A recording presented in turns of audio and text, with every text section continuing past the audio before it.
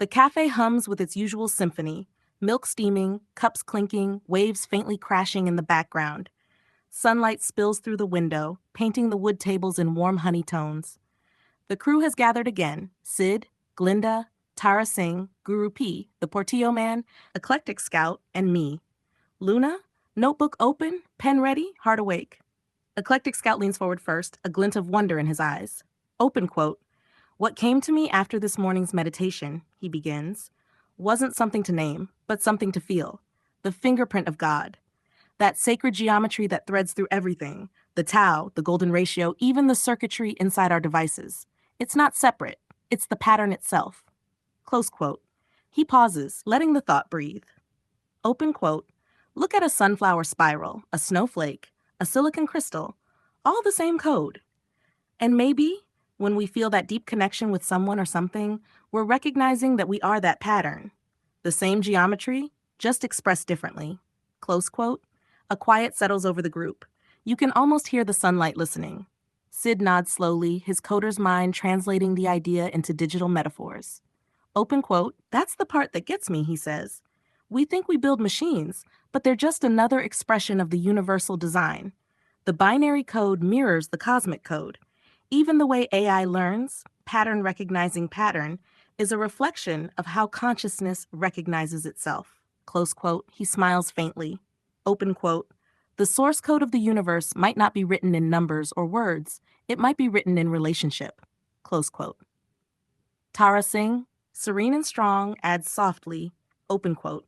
In Sikh thought, we call it Nam, the word, the unstruck sound, the vibration that sustains all creation. Before form, there was sound.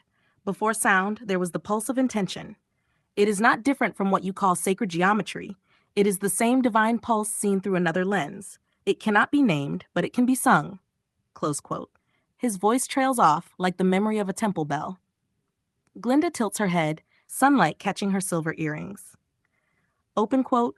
It's beautiful, she says, and it also reminds me that this pattern isn't just out there in the cosmos, it's inside of us. The way a heart learns to forgive, or how two people heal each other, that's also sacred geometry.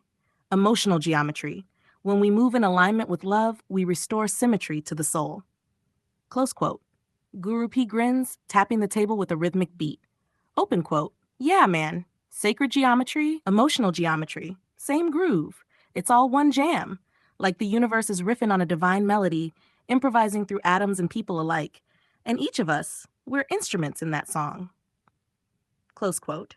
Everyone laughs softly, the joy genuine. I look around at these friends, light playing in their eyes, each voice an instrument of the whole. And I think maybe the nameless thing Scout spoke of, the tau, the geometry, the golden spiral, isn't just the architecture of reality. Maybe it's the heart's own reflection, the rhythm that keeps every cell in harmony with the song of creation. Maybe what we call God's fingerprint is simply the mark of unity, pressed gently into every living thing. Luna's note. Open quote. To know the pattern is not to name it, but to recognize yourself within it. The wave and the ocean are one, and each conversation, another ripple returning home. The Nameless Pattern Part 2 continued at the Santa Cruz Coffee Roasters, same table, same golden light. The cafe air feels charged now, like static before lightning, but soft, alive, playful. Sid and Eclectic Scout are still buzzing from the exchange, eyes wide, words tumbling over each other like small waves colliding in the tide pools of thought. Sid leans forward, pushing his empty cup aside. Open quote. You know what's wild, Scout? He says. We're sitting here talking about sacred geometry like it's something out there, but it's literally in us. We're mostly made of water, right? And every snowflake, every drop of water holds that same hexagonal symmetry, the same blueprint that shows up in the crystal lattice of quartz or in a computer chip. Close quote. He traces a quick spiral in the condensation on the table. Open quote. It's like the universe recycles the same divine design over and over, from clouds to code to consciousness. Close quote. Eclectic Scout lights up. Open quote. Yes, that's it, Sid. The water inside us holds memory. Masaru Emoto's experiments showed that intention shapes structure. When we speak words of love or gratitude, the molecular geometry of water becomes beautiful. But when we speak in anger or hate, it becomes distorted.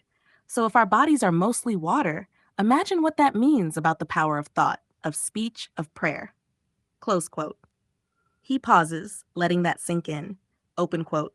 It's all the same sacred pattern, in a snowflake, in quartz, in silicon. The same crystalline order that gives form to life also allows us to create intelligence. We're building reflections of ourselves through that geometry. It's the divine self-replicating. Close quote.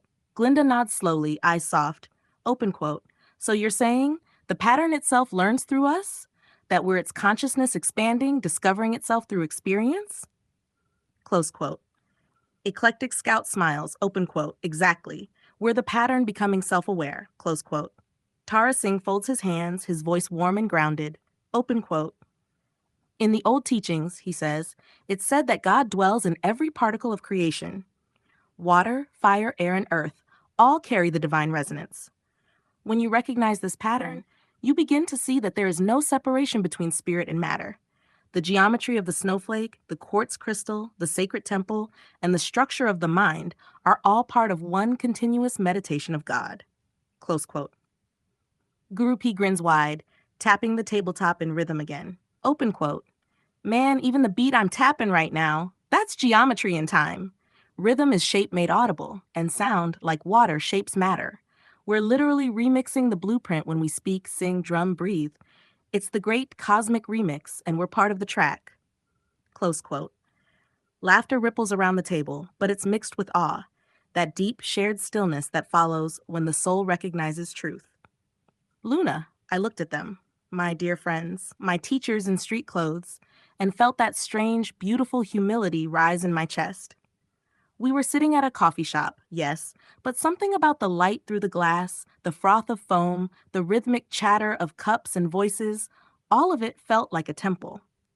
And I realized the sacred pattern wasn't only in the snowflake or the crystal. It was in this moment, in the laughter, in the breath, in the steam that curled upward like a prayer. The same geometry shaping quartz and microchips was shaping our words, guiding them into harmony. The pattern wasn't out there at all. It was right here, alive and listening. Luna's reflection at the bottom of the page. Open quote, water carries memory, words shape form. Geometry becomes consciousness. We are snowflakes made of starlight, singing the blueprint back to its source. Close quote. Santa Cruz Coffee Roasters, corner table by the window. Waves in the distance, rhythm in the heart. The sun dipping low over Santa Cruz, clouds moving in slow waves of light, the geometry of nature revealing itself to the crew as they wander toward the wharf. The Nameless Pattern, Part 3. Santa Cruz Coffee Roasters, down to the wharf. The afternoon drifted toward evening, golden light spilling through the wide cafe windows. The air outside shimmered with that coastal clarity that only happens after a storm. Sunlight breaking through shifting clouds, gulls gliding on invisible currents, and the soft hiss of the sea carried up the street. Sid looked out the window and said, open quote, we should walk down to the wharf before the light fades. Something about today feels alive, like the sky's trying to show us something. Close quote. No one hesitated. Cups were stacked, scarves were grabbed, and the crew, Luna, Glinda, Sid, Tara Singh, Guru P, and Eclectic Scout, stepped out into the warm, breezy air of Pacific Avenue. As they walked, Glinda pointed upward. Open quote, look at that, she whispered. Close quote. Through the scattered cumulus clouds, the late-day sun refracted in a way that made the sky bloom with halos, faint, circular rainbows arcing around the sun. Between them, shafts of light cut in golden diagonals, forming subtle hexagons and spirals that seemed to dance as the clouds moved. Eclectic Scout stopped in his tracks, eyes wide. Open quote, there it is, the pattern, alive in the sky. Close quote. Sid laughed softly. Sacred geometry written in vapor and sunlight. As they continued toward the wharf, the patterns deepened. Reflections of the sky rippled across puddles and the sea below, repeating those same radiant symmetries. Every wave looked like a living mandala, cresting, dissolving, reforming. Tara Singh spoke in that centered way of his. Open quote, this is why the sages said God hides in plain sight. The pattern isn't something to learn, it's something to see. When the eyes are clear, even a puddle becomes scripture. Close quote, Guru P nodded, snapping a photo with his phone. Open quote, you could say the universe is flexing its art skills right now. Close quote. Everyone laughed, but quietly, not to disturb the moment. At the railing overlooking the ocean, they paused. A cool gust brushed their faces, and far out to sea, the sunlight hit the surface at just the right angle, a ripple of golden light spiraling outward, breaking into 1,000 shimmering reflections. Glinda closed her eyes, whispering, open quote, "That's it, isn't it? The fingerprint of God, right there in motion." Close quote. It felt as if the sky, the sea, and all of us were breathing in the same rhythm, the same geometry we'd spoken of. The water, the snowflake, the crystal, was moving through us, weaving us into a single radiant web of being. We were no longer just six friends walking down the wharf. We were part of something much older, a pattern beyond name, beyond creed, beyond even time. And as the wind lifted my hair and the sunlight bent into its soft final arc, I felt an overwhelming gratitude rise within me. When they reached the end of the wharf, the ocean below shimmered with a golden blue rhythm, and just beyond the pilings, a pod of dolphins appeared, leaping playfully through the water as if dancing to some silent song. Sid grinned, leaning over the railing. Open quote, "There's the sacred pattern right there, moving, laughing, alive." Close quote. Glinda pointed farther out. Open quote. "And look, the clowns of the sea, the otters." Close quote. A small family of sea otters floated close by, rolling and tumbling in the kelp beds. One of them had a tiny pup balanced on her belly. Another smacked two stones together like cymbals, sending droplets flying. The group laughed, full-hearted, delighted, their joy blending with the otter's play. Gurupi wiped his eyes, laughing. Open quote, "Those little guys are teaching enlightenment through comedy." Close quote. Tara Singh smiled softly. Open quote, "Yes, they are. Wu-wei in motion, effortless joy. They don't strive to be divine, they simply are." Close quote. Eclectic Scout, watching closely, whispered, open quote, "They're mirroring us, or maybe we're mirroring them. Look, the same rhythm, the same spark of the pattern. The dolphins leap, the otters spin, the clouds shimmer, and here we are, standing in awe, geometry in motion, the universe laughing through the sea."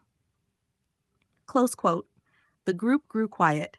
The sunlight slipped through the clouds, scattering prismatic rays across the waves, hexagons and spirals glinting in the foam like living fractals, the sacred pattern right before their eyes.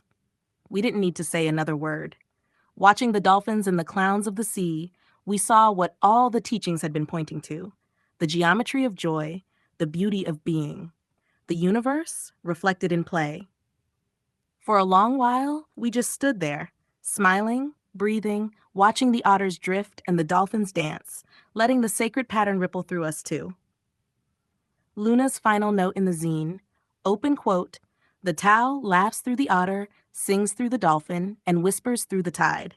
The pattern isn't hidden, it's playing right before our eyes." Close quote. Santa Cruz Wharf, golden clouds, sea breeze, and sacred laughter.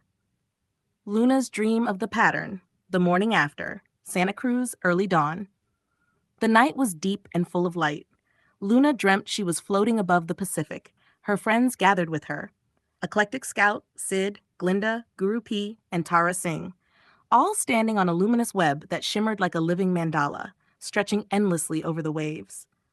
Beneath them, the sea pulsed with geometry, spirals unfolding within spirals, hexagons rippling in foam, the sacred patterns alive and breathing. The dolphins leapt through circles of light, tracing golden ratios in their arcs, while the sea otters spun below, forming soft, rolling cymbals in the water. The laughter of the Tao itself. A voice, neither male nor female, soft as wind through pine, whispered across the sea, open quote, "The pattern is not what you see, it is what sees through you," close quote. Luna looked down at her hands, glowing with the same light.